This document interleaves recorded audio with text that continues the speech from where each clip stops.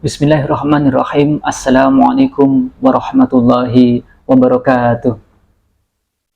Alhamdulillahilladzi arsala rasulahu bil huda wa dinil haqq liyudhhirahu 'ala din kullih walau karihal musyrikun. Allahumma shalli wa sallim wa barik ala sayyidina Muhammadin wa ala alihi wa sahbihi ajmain, amma ba'du.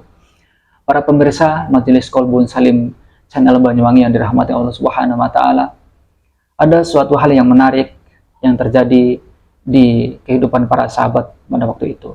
Suatu ketika, saat ada sekelompok sahabat yang sedang berkumpul di dalam Masjid Nabawi, mereka sedang melakukan suatu perdebatan. Terjadilah perdebatan di antara mereka. Apa yang mereka perdebatkan?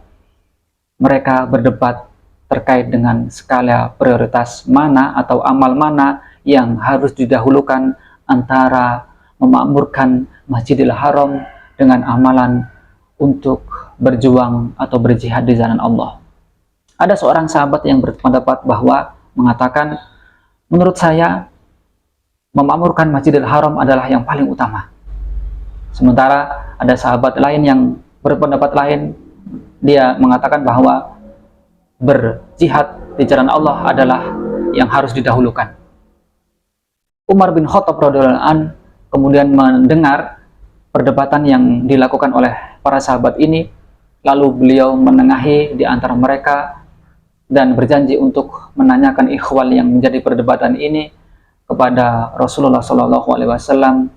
Maka setelah Umar mengadukan perkara ini kepada Rasulullah SAW, maka turunlah ayat sebagaimana yang terkandung di dalam Quran surat At-Taubah ayat 19 sampai 22-nya. Yang di situ intinya Allah Subhanahu wa taala mengatakan bahwa jangan kamu samakan antara orang-orang yang memakmurkan Masjidil Haram dengan orang yang berjihad di jalan Allah.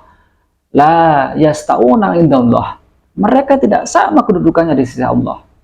Lalu Allah Subhanahu wa taala berfirman, a'udzubillahi minasyaitonirrajim, alladzina amanu wa hajaru wa jahadu fi sabilillahi bi amwalihim wa anfusihim a'dhamu darajatan 'indallah ulaika humul faizun.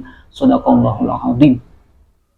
Allah Subhanahu wa taala di sini mengatakan bahwa orang-orang yang beriman dan berhijrah dan kemudian orang itu berjihad di jalan Allah dengan harta dan jiwa mereka, maka Allah mengatakan di sini dengan tegas bahwa mereka adalah a'dhamu darajat. Mereka adalah orang-orang yang mendapatkan amal yang tinggi derajatnya indallah, di sisi Allah. Ulaika humul faizun. Maka orang-orang ini adalah orang-orang yang mendapatkan kemenangan.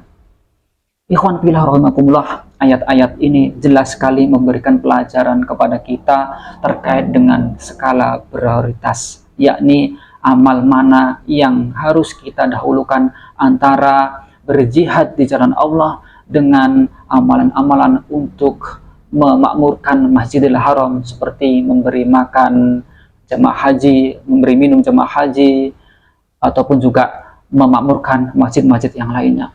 Allah Subhanahu wa taala dengan tegas di situ mengatakan bahwa berjihad di jalan Allah itu adalah a'dhamu darajat, amal yang paling tinggi derajatnya. Para pemirsa yang berbahagia, maka sungguh kita sebagai muslim harus jeli dalam menerapkan ilmu terkait dengan fikih aulawiyat ini atau fikih prioritas ini, yakni ketika amalan-amalan atau perkara-perkara yang hukumnya bersifat wajib berbenturan atau bertemu dengan amalan yang hukumnya bersifat sunnah maupun juga mubah dan seterusnya, maka amalan-amalan yang bersifat wajib yang harus didahulukan daripada amalan-amalan yang hukumnya bersifat sunnah ataupun juga mubah. Sebagai contoh misalnya, ketika di Ramadan ini, amalan mana yang harus didahulukan antara bersedekah dengan membayar hutang?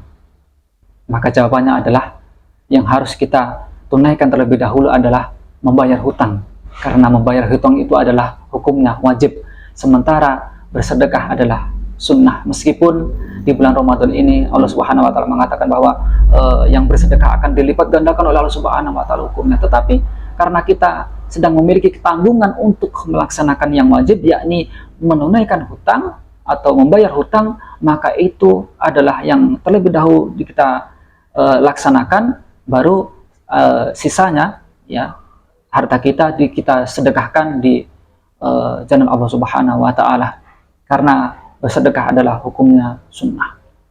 Ikhwan fillah rahimakumullah, apalagi Allah Subhanahu wa taala menegaskan kepada kita di dalam Quran bahwa a'udzubillahi minasyaitonirrajim, bismillahirrahmanirrahim, wabtaghi fima ataakallahu darul akhirah wala tansa nasibaka minad dunya.